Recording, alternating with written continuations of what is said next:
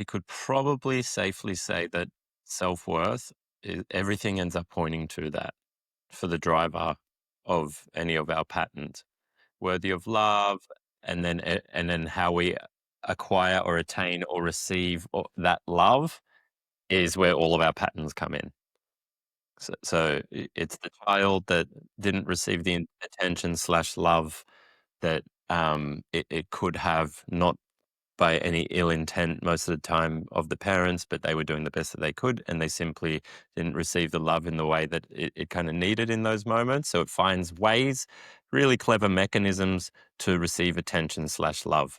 And then later on in life, what needs to happen is, or it doesn't need to happen, but it can happen, is an unfolding and pulling apart of that to realize that those patterns, I was already worthy before needing to do any of those things, whether it was as an 8-year-old child that needed to perform and express to receive the attention to then receive love, or whether it's as the business owner doing all of that is magnificent. The performance and like the capacity to be able to show up in life and to be able to like create this thing that's called a business to impact and solve a problem in society, or, everything in between. It's all amazing, but it doesn't increase your value as a human being. It doesn't increase your worth as a human being, your inherent worth prior to anything happening. And so I think everything ends up pointing to worth. And then, shame and guilt, particularly for business, it's probably different manifestations for different humans, of course, different contexts and so on. But in the context of business leaders and founders, the shame and guilt comes around with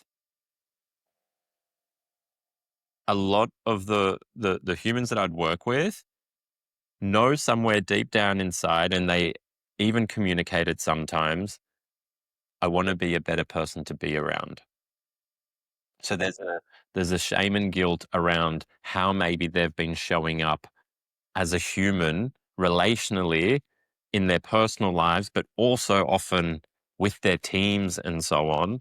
And this might also be the case and not too dissimilar for a woman, whether she is a mother or not, a partner or not, but everything that needs to be held there as a woman in this world, and what juggling everything that I can only, of course, imagine what there is to juggle. But in this world that we're in, it's not easy, trying to find your place in and amongst the men and the way that society has operated for years, right? And like working structures not and working schedules not fitting the biology of a woman, and so needing to push through certain parts of the month where it's incredibly difficult to be able to still show up to the same level based on the biology, based on a schedule that's based on the biology of a male that has a 24-hour clock and can show up consistently over extended periods of time, right? So all of a sudden what's required and asked of a woman, for example, to still show up in this world, right, might mean that how they come off sometimes, or how they might be with their children, their partners, their friends, colleagues, can there can be shame and guilt that comes online there as well. And that's where I see there being not too much of a difference between the business leaders and the entrepreneurs, and the shame and guilt that comes online around, I know I can be a better human to be around.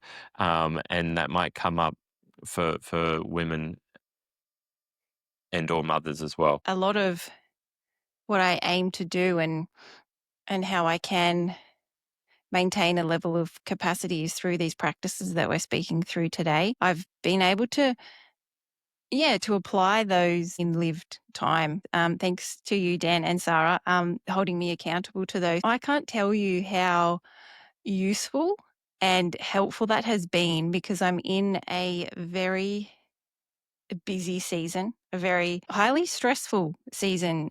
We are selling a house. I have a rather sick child at the moment, who has been sick for a few weeks. And I have noticed upon reflection how much I have been able to have more clarity online and also a greater capacity.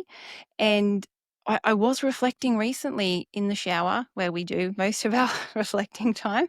Um, I was honestly honoring, you guys as my coaches, but these tools that we have. You know, the other night, for example, I had a very sick child, and I had to call an ambulance, and he had seemingly gotten very close to not breathing. But what I was able to do in the time, and not at all reject what was happening in my body. So my nervous system responded in what was a very healthy way. It started shaking at the time, but I was able not to push that down or push that aside. I was able to register through probably my FBR breath work and being able to notice that state and go, okay, the nervous system is shaking on behalf of probably the fear of watching my child sick. And that's normal and healthy. That's okay.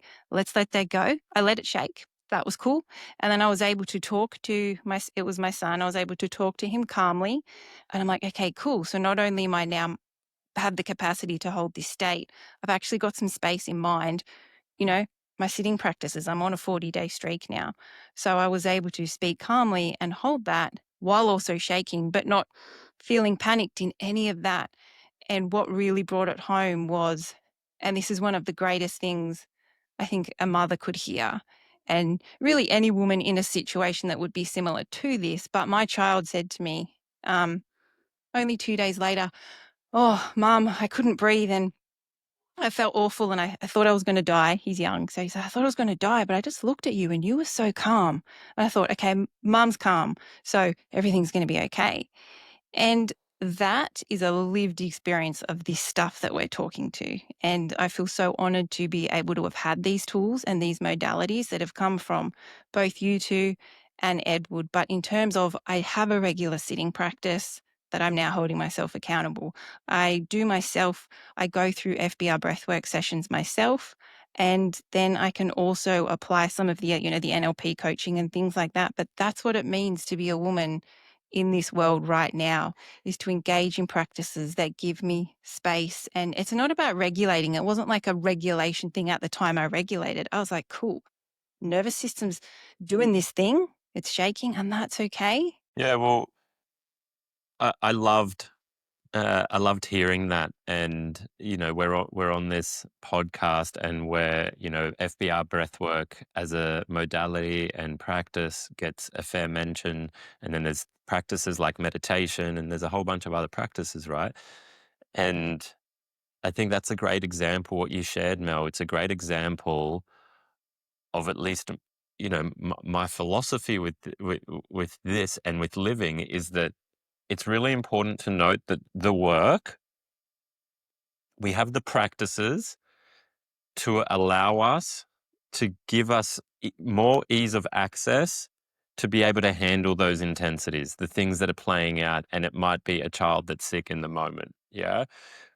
Life itself, we don't need to go out there. I think there can be often this energy of like, if I do all of this work, then I'm not going to start trembling in the face of my child being sick and shaking in it, because you you knew how to hold that and how to interpret that because of your training. But it would be so reasonable and easy for another human to feel like they need to go off and do a bunch of work so that they wouldn't, because they reacted in this way when their child was sick and they were shaking. But you could see that that was a healthy and normal part of the process for the nervous system. And so life really does offer up all of the lived experiences that are necessary for us to expand our capacity. And if we can, the work really can be most useful, in my opinion, if it's focused on supporting the human to be able to be with whatever life is throwing up. If we can support the humans to be with the child that's sick, the partner that's, the challenging conversation that's there, the difficult decision that needs to be made, where we're going to live, all of the bits and pieces, if we can develop the capacity to be with that, then life's work is to be with that and allow that to run through us and to like bring up the things it does, and it'll bring up all the patterns from whenever, and if we can be with it, then we can healthily process it, and so on and so on. So the work is simply living often and hopefully having stabilized in the capacity to be able to be with that. And I love your healthy holding of these practices that you have, and also the receiving of the practice that life offers up. Yeah, thanks so much, Dan. Thank you. Thank you. You have a big part of that. Yeah, no practitioner can ever do it for anyone, right? And we know that like we can't do it for someone. It really requires the person to be able to meet the work, meet life, meet the medicine, yeah, whatever form it's taking. So yeah, well done, and yeah, it has been an absolute uh, yeah, privilege and pleasure to be able to spend that time working together.